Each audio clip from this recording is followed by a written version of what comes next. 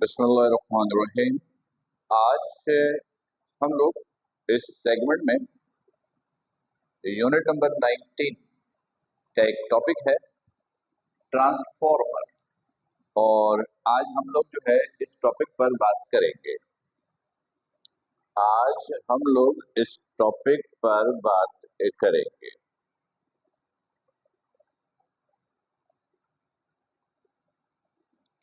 यानी आज के इस लेक्चर में हम लोग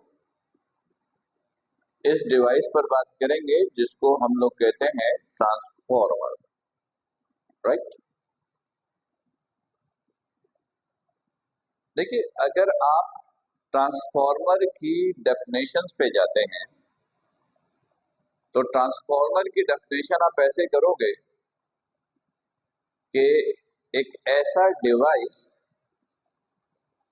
जो वोल्टेज की एक क्वांटिटी को वोल्टेज की एक दूसरी क्वांटिटी में ट्रांसफर कर दे। वोल्टेज की एक लेवल को, वोल्टेज की एक क्वांटिटी को किसी दूसरे क्वांटिटी में ट्रांसफर कर दे। जैसे 1000 वोल्ट है, इसको कन्वर्ट कर दे 400 में, या 500 वोल्ट का वोल्टेज है, इसको कन्वर्ट कर दे 800 में। वोल्टेज की एक क्वांटिटी को दूसरी क्वांटिटी में ट्रांसफर कर दे, ऐसे डिवाइस को कहते हैं ट्रांसफॉर्मर।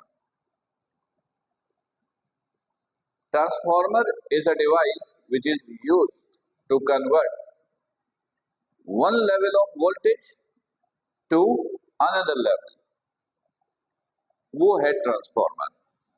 जाहिर सी बात है कि जब पावर की क्वांटिटी आप चेंज करोगे, यानी पावर की मैग्नीट्यूड चेंज करोगे, उसकी वैल्यू चेंज करोगे, तो ओवरऑल पावर में भी तब्दीली आ जाती है। यानी अगर ट्रांसफॉर्मर इनपुट वोल्टेज को अदर आउटपुट वोल्टेज के तौर पर आपको कन्वर्ट करके देता है, तो इसका मतलब है कि इनपुट पावर, आउटपुट पावर, इसमें भी तब्दीली आ जाती है। तो अगर डेफिनेशंस की बात करोगे तो हम कहेंगे such type of device, electrical device which is used to convert one voltage level to another voltage level. ये तो बात डेफिनेशन की हो गई, ये बात हो गई डेफिनेशन की, ये बात हो गई डेफिनेशन की, सही है। अब बात करते हैं जरा प्रिंसिपल की। प्रिंसिपल की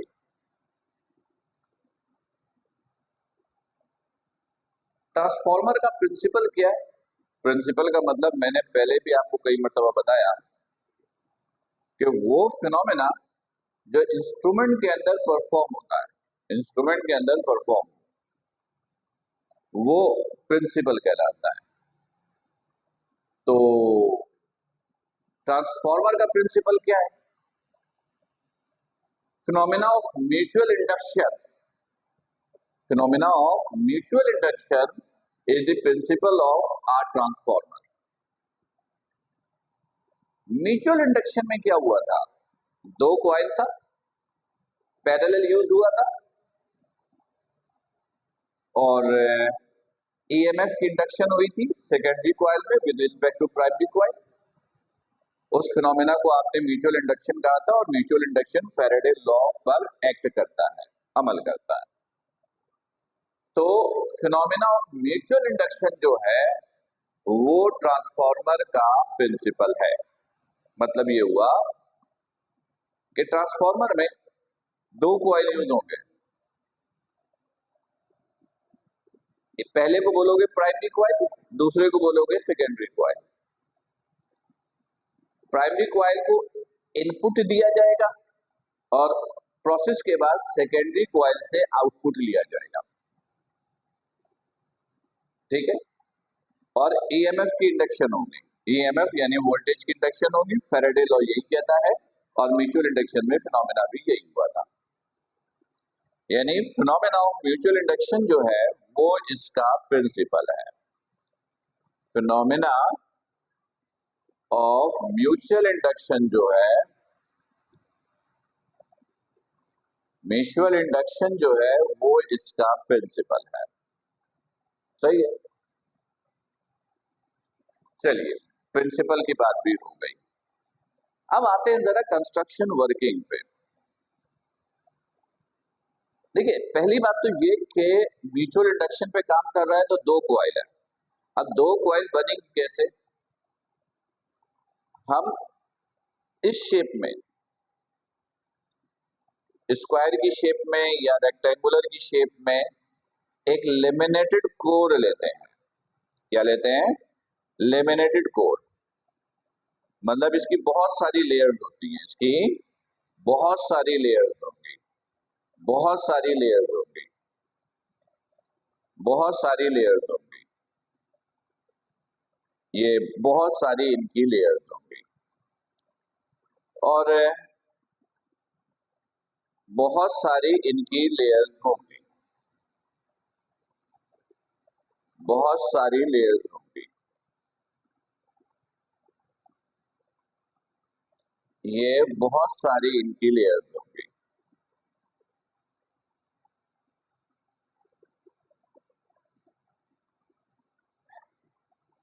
लेमिनेटेड कोर यूज होता है, याद है ना? कॉइल बनाने के लिए मैंने आपको बताया था कि एक मेटालिक सब्सटेंस लेते हैं और उसके अराउंड कॉपर वायर को आप रैप करते हो। तो ट्रांसफार्मर में जो कॉइल बनाते हो ना, उसके लिए लेमिनेटेड कोर लेते हो, यानी स्क्वायर की शेप में या रेक्टेंगुलर की शेप में बहुत सारी लेयर पर बेस्ड कोर की फॉर्मेशन करते हैं, यानी मेटालिक सब्सटेंस की फॉर्मेशन करते हैं और फिर इसको दो हिस्सों में बांट देते हैं। यहां पर ये एक कॉइल और ये दूसरा कॉइल, और इनकी सेपरेशंस के लिए इन दोनों कॉइल को आइसोलेट कर देते हैं, यानी आइसोलेशन मटेरियल को यूज करके दोनों कॉइल को एक दूसरे से सेपरेट कर दोगे ताकि डायरेक्टली डायरेक्टली एक दूसरे का इफेक्ट एक दूसरे पर ना हो। अज्यूम कि हमने दोनों कॉइल को सेपरेट किया आइसोलेशन मटेरियल के जरिए। ये है प्राइमरी कॉइल। प्राइमरी कॉइल की पहचान के लिए हम लोग बैटरी का सिंबल यूज करते हैं। ये है प्राइमरी कॉइल। और सेकेंडरी कॉइल के लिए हम लोग सर्कल में जी लिख देते हैं। वैसे जी तो गैल्वेनोमीटर के लिए होता है, लेकिन यहाँ पर ये सेकेंडरी कॉइल को रिप्रेजेंट करने के लिए इस्तेमाल होता है। जहां बैटरी है वो प्राइमरी, ये सेकेंडरी। प्राइमरी कॉइल का वोल्टेज ले लीजिए वीपी, नंबर ऑफ टर्न्स ले लीजिए एनपी और करंट ले लीजिए आईपी। सेकेंडरी कॉइल का voltage VS, number of turns NS और करंट इसका आईएस। ठीक है, हम लोग इस टॉपिक में करना क्या है, हमने अब प्राइमरी कॉइल को हम देंगे इनपुट। ट्रांसफार्मर का काम क्या है? वोल्टेज की क्वांटिटी को ट्रांसफर करना, शिफ्ट करना, चेंज करना। तो प्राइमरी कॉइल को देंगे हम इनपुट, प्रोसेस होगा। प्रोसेस के बाद, यानी प्रोसेस वही है, फ्लक्स का चेंज होना, ईएमएफ का इंड्यूस होना। सेकेंडरी कॉइल से मिलेगा हमें आउटपुट। प्राइमरी को देंगे इनपुट, सेकेंडरी को से लेंगे आउटपुट। हम लोग इस टॉपिक में ये डिस्कस नहीं करने जा रहे हैं कि प्राइमरी कॉइल को इनपुट कैसे दोगे, प्रोसेस कैसे होगा, आउटपुट कैसे मिलेगा।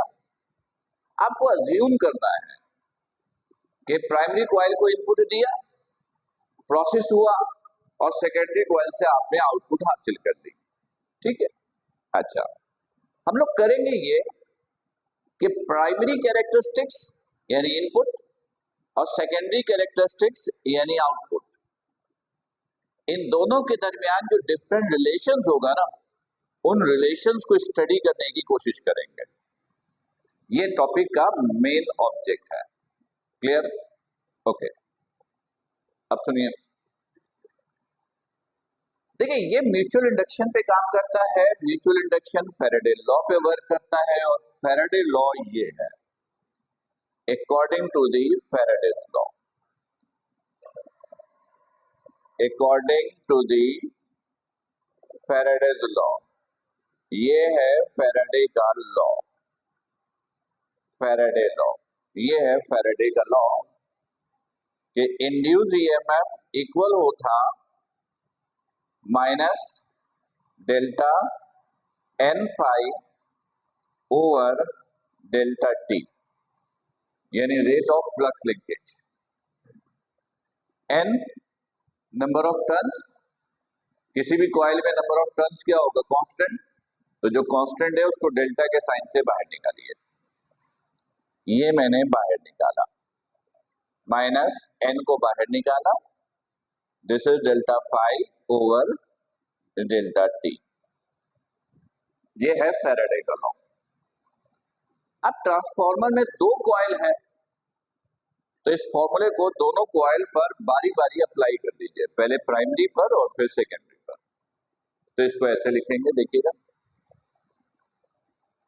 For primary coil, for primary coil,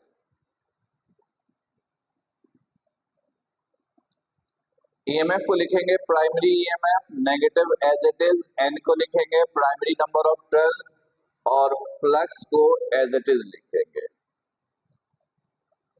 देखिए फ्लक्स का जो चेंज होना है ना, वो डिपेंड करता है मैग्नेट पे, डिपेंड करता है मैग्नेट पे, यानी मैग्नेटिक फ्लक्स पे,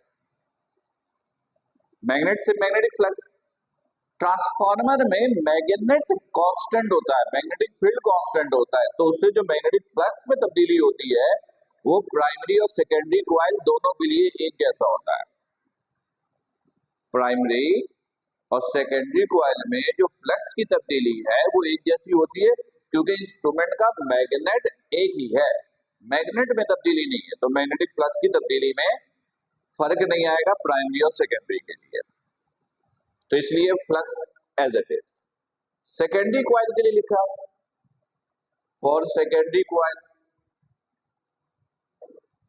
फॉर सेकेंडरी कॉइल, तो इसको लिखा EMF secondary minus N S delta phi over delta T, इसे नंबर 2 का नाम दीजिए, इसे नंबर 1 का नाम दीजिए। सही है, यहां तक क्लियर है। अब प्राइमरी और सेकेंडरी के दरमियान रिलेशन एस्टेब्लिश करने के लिए दोनों इक्वेशन को एक दूसरे से डिवाइड कर दीजिए। आपने कहा divide, divide equation 1 by equation 2, then primary को सेकेंडरी से डिवाइड कर दिया, this is primary, this is secondary, equal to minus N P delta phi over delta T minus N S delta phi over delta T, ये और ये cancel, minus से minus भी cancel, ये आया primary EMF over secondary EMF is equal to NP over NS. ठीक है, यहां तक क्लियर? ओके, देखिएगा एनपी और एनए, सॉरी एनपी और NS primary number of turns और सेकेंडरी नंबर ऑफ टर्न्स के दरमियान जो रेशियो होता है उस रेशियो को कहते हैं transformations ratio, transformations ratio, transformation ratio, the ratio between primary number of turns and secondary number of turns is called transformations ratio, transformations ratio। Transformations ratio को हम लोग स्मॉल ए से रिप्रेजेंट करेंगे, किससे रिप्रेजेंट करेंगे? स्मॉल ए से। और याद रखिएगा, तो फिलहाल फिलहाल तो इसको अब मैं ऐसे लिख लूं, primary EMF over secondary EMF, दिख नहीं रहा, primary EMF over secondary EMF is equal to NP over NS, और ये बराबर हो गया स्मॉल ए के, स्मॉल ए के। ठीक है, याद रखिएगा ये जो ए है, जिसको आप ट्रांसफॉर्मेशन रेशियो बोल रहे हो, जो प्राइमरी नंबर ऑफ टर्न्स और सेकेंडरी नंबर ऑफ टर्न्स के दरमियान रेशियो को रिप्रेजेंट कर रहा है, इस ए की 3 वैल्यू पॉसिबल है, इस ए की 3 वैल्यू पॉसिबल है। वेयर पहला option if A is equal to 1, दूसरा option if A is greater than 1, और तीसरा option if A less than 1।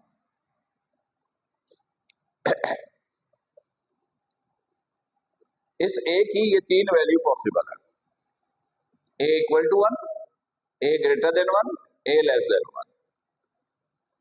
A is the ratio between NP और एनएस, एनपी और एनएस। तो इक्वल टू 1 कब मिलेगा? जब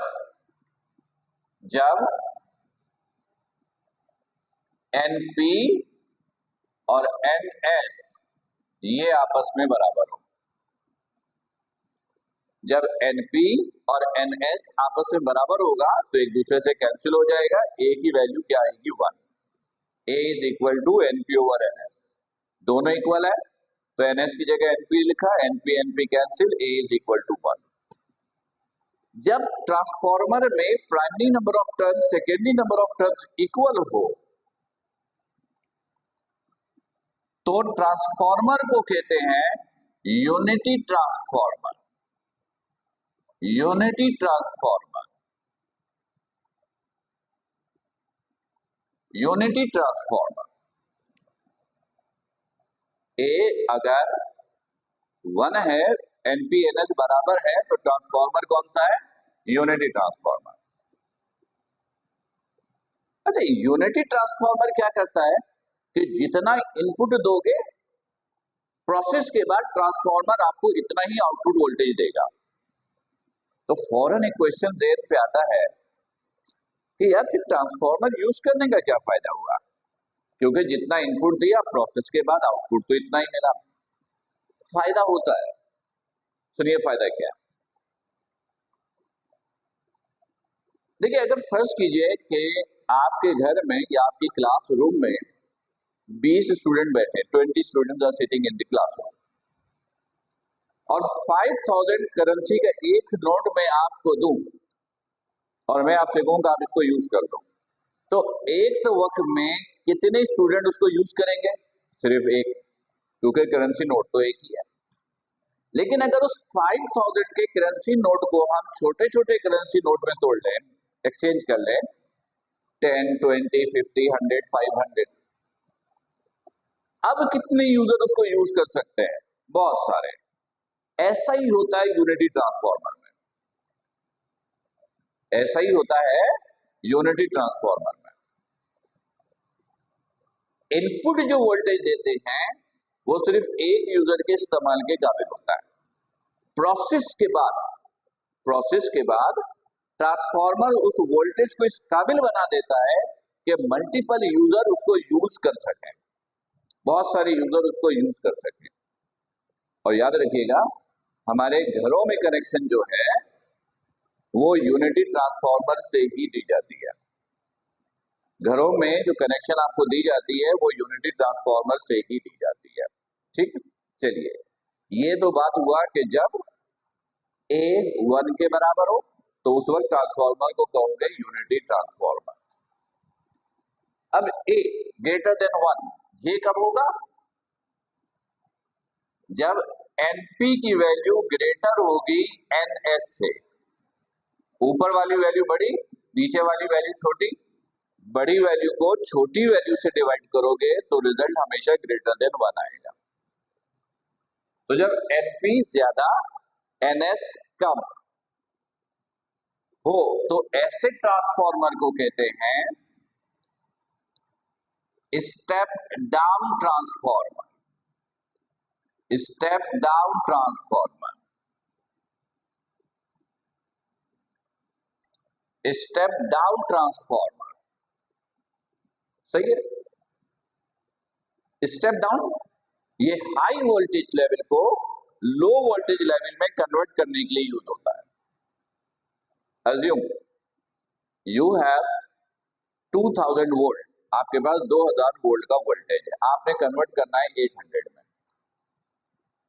हाई वोल्टेज को जब लो वोल्टेज में कन्वर्ट करना चाहोगे तो आप स्टेप डाउन ट्रांसफॉर्मर का इस्तेमाल करोगे।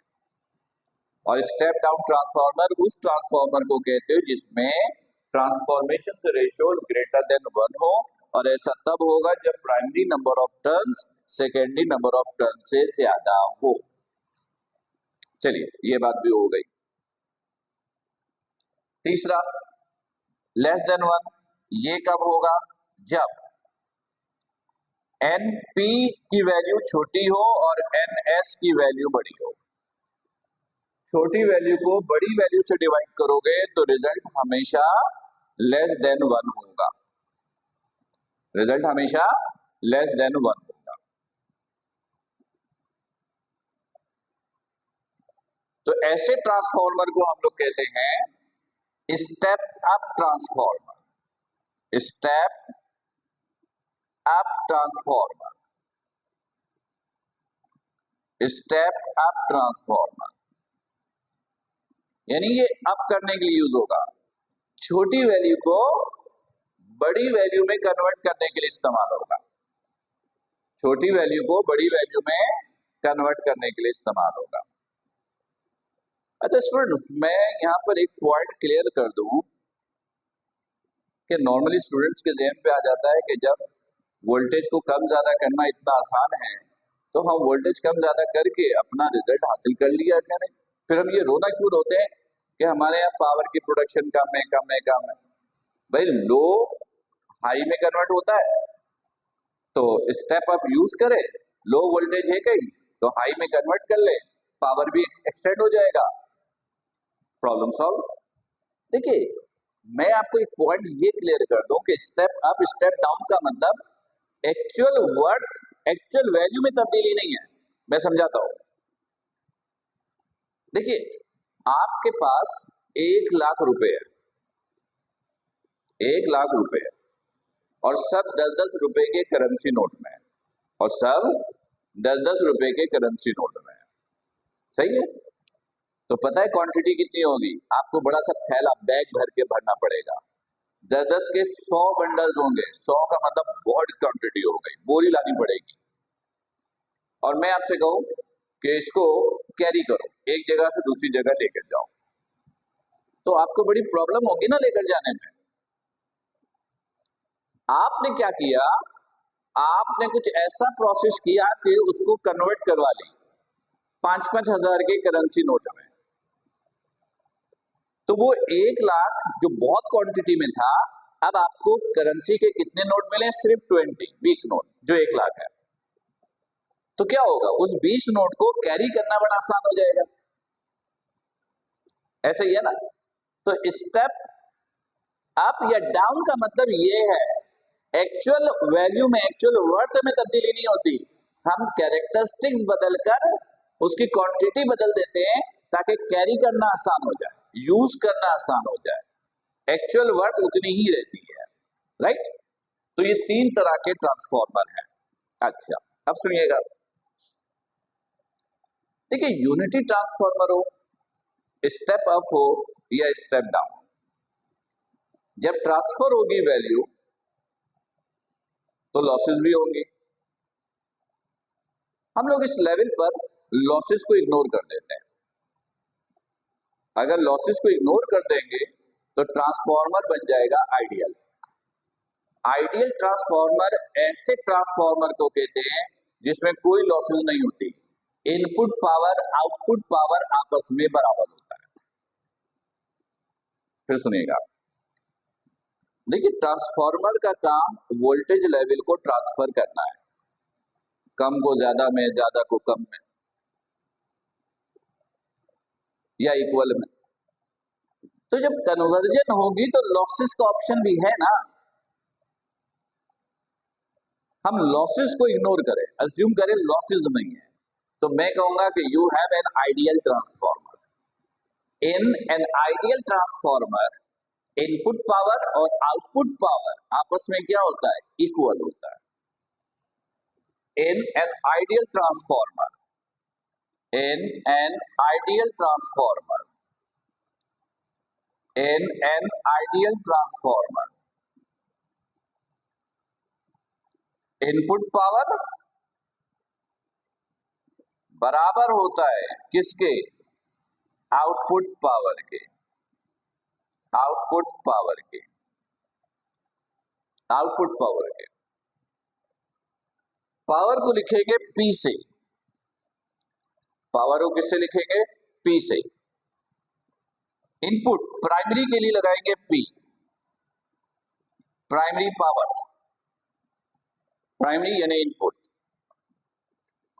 आउटपुट पावर यानी secondary power, PS, secondary power. Primary power is equal to secondary power. ये आइडियल ट्रांसफार्मर में जब लॉसेस नहीं है, ठीक है। अच्छा, फिर पावर इक्वल होता है किसके, आपने पढ़ा है, वेयर P इक्वल होता है IV के, P इक्वल होता है किसके, IV के। यहां यूज करो तो ये हो जाएगा आपके पास IPVP is equal to ISVS। सही है, P बराबर है IV, प्राइमरी के लिए PP, PS IV, सेकेंडरी के लिए SS। VS को इधर ले आइए, VP over VS equal to ये IS और IP मल्टीप्लाई, इसको इधर ले आइए। सही है, और इस रिलेशन को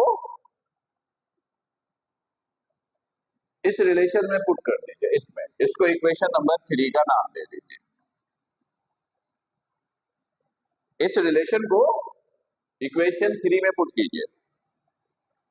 आपने कहा put in equation, put in equation 3।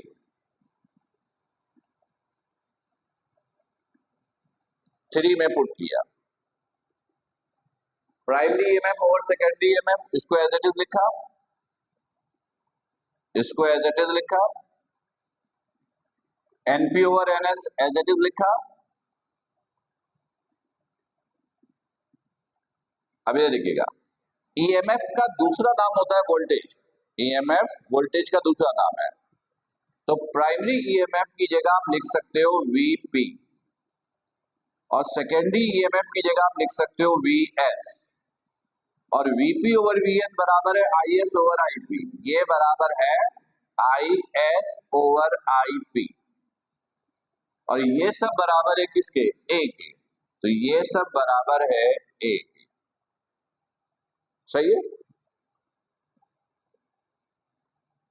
ये सब बराबर है A के। तो ये एक रिलेशन आ गया, ये एक रिलेशन आ गया किसके दरमियान, ट्रांसफार्मर में जब वोल्टेज की क्वांटिटी ट्रांसफर होगी, इनपुट वोल्टेज आउटपुट वोल्टेज में कन्वर्ट होगा, तो प्राइमरी और सेकेंडरी कैरेक्टरिस्टिक्स के दरमियान डिफरेंट रिलेशंस आ गए। ये प्राइमरी और सेकेंडरी के दरमियान कोई भी रिलेशन स्टडी करना है तो इस रिलेशन से आप स्टडी कर सकते हो, इस रिलेशन से स्टडी कर सकते हो, राइट। चलिए एक छोटा सा पॉइंट और करते हैं इसमें। अगर ट्रांसफार्मर आइडियल नहीं है, अगर ट्रांसफार्मर आइडियल नहीं है यानी कुछ लॉसेस है, तो फिर आप उसकी एफिशिएंसी कैसे निकालोगे। यानी अगर लॉसेस है, अगर लॉसेस नहीं था तो 100% एफिशिएंसी, लॉसेस हैं तो 100% नहीं है, तो फिर एफिशिएंसी कैसे निकालोगे। तो ट्रांसफॉर्मर की एफिशिएंसी का फॉर्मूला याद रखिएगा, एफिशिएंसी का फॉर्मूला याद रखिएगा, वो ये है।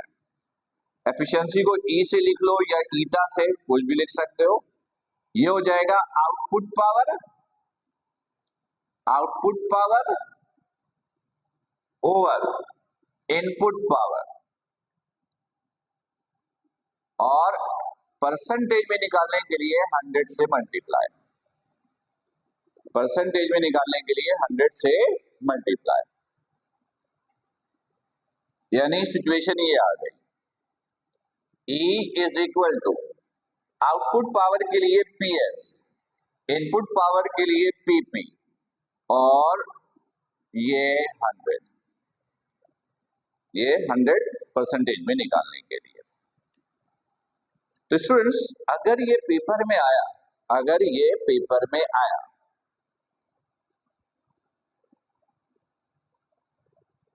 अगर ये पेपर में आया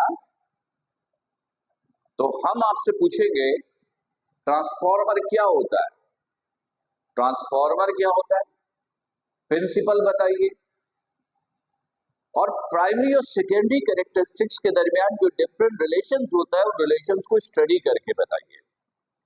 राइट, ओके। तो ये सारा कुछ आपको करना पड़ेगा। इस टॉपिक में एक छोटा सा पॉइंट और हमें डिस्कस करने की जरूरत है, वो ये कि ट्रांसफॉर्मर का यूज करके पावर की ट्रांसमिशन होती कैसे है। ये 2-4 मिनट की चीजें, इसको भी जरा देख लीजिए, ठीक है। तो मैं इसको जरा अरेंज करने जा रहा हूं। अगर स्क्रीनशॉट लेना है तो ले लीजिए, ताकि आपको कॉपी पे लिखना आसान हो जाए, ठीक है। अगर स्क्रीनशॉट लेना है तो ले लीजिए, ताकि आप कॉपी पे आसानी से लिख सके। फिर हम लोग जरा पावर की ट्रांसमिशन पे बात करेंगे, okay.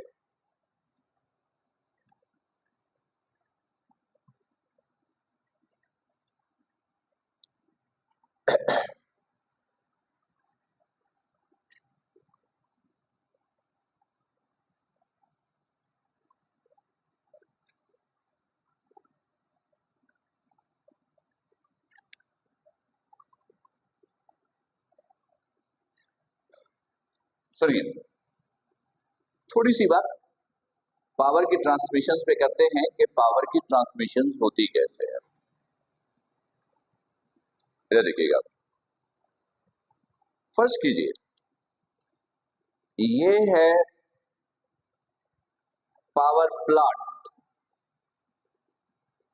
Power plant. Power plant में क्या हुआ, पावर की प्रोडक्शन हुई। पावर प्लांट में क्या हुआ, पावर की प्रोडक्शन हुई, सही है। फिर हम क्या करते हैं, जब पावर की प्रोडक्शन होगी तो बहुत ह्यूज अमाउंट में पावर की प्रोडक्शन होती है, यानी क्वांटिटी बहुत होती है। अच्छा, नॉर्मली पावर प्लांट जब आप लगाते हो ना, तो वो मेन सिटी में नहीं होता, नॉर्मली सिटी से बाहर होता है, क्योंकि पावर प्रोडक्शन के दौरान रेडिएशन या इस तरह की दूसरी इफेक्ट्स होती हैं, ताकि ह्यूमन लाइफ को सेव किया जा सके। इसलिए पावर प्लांट हमेशा मेन सिटी से बाहर लगाई जाती हैं।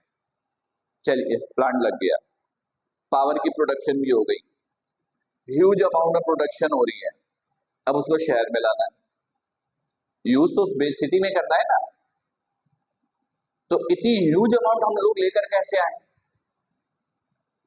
तो हम लोग क्या करते हैं, यहां पर स्टेप डाउन टेक्नोलॉजी यूज करते हैं, स्टेप डाउन ट्रांसफॉर्मर की टेक्नोलॉजी यूज करते हैं।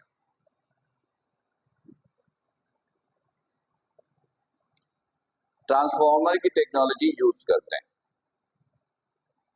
इसने क्या किया, जो ह्यूज प्रोडक्शन हुई थी उसकी क्वांटिटी को कम कर दिया, वोल्टेज को कम कर दिया।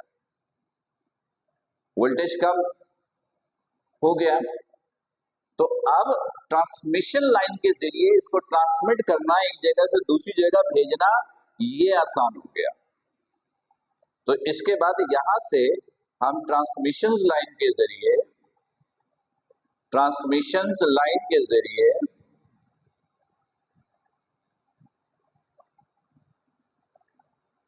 लाइन के जरिए शहर में पहुंचा देते हैं।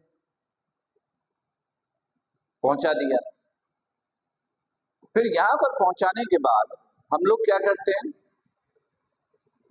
यहां पर पावर स्टेशन इस्टेब्लिश करते हैं, यानी ट्रांसमिशन लाइन के जरिए पावर स्टेशन पे आ गया। पावर स्टेशन पे आने के बाद क्या करेंगे कि आप स्टेप अप ट्रांसफार्मर फिर यूज करोगे, यानी स्टेप अप ट्रांसफार्मर यूज करने की टेक्नोलॉजी यूज करोगे और पावर को एक्चुअल क्वांटिटी में दोबारा कन्वर्ट कर दोगे। सही है। फिर यहां से आप मुख्तलिफ सब स्टेशन पे आप ट्रांसमिट कर देते हो, यानी स्टेप आ गया ट्रांसफार्मर, यानी एक्चुअल अमाउंट में आ गई, फिर उसको आप यहां से छोटे छोटे सब स्टेशन पे लेकर जाओगे। ये सारे सब स्टेशन है, ये सारे सब स्टेशन है, ये सारे सब स्टेशन है।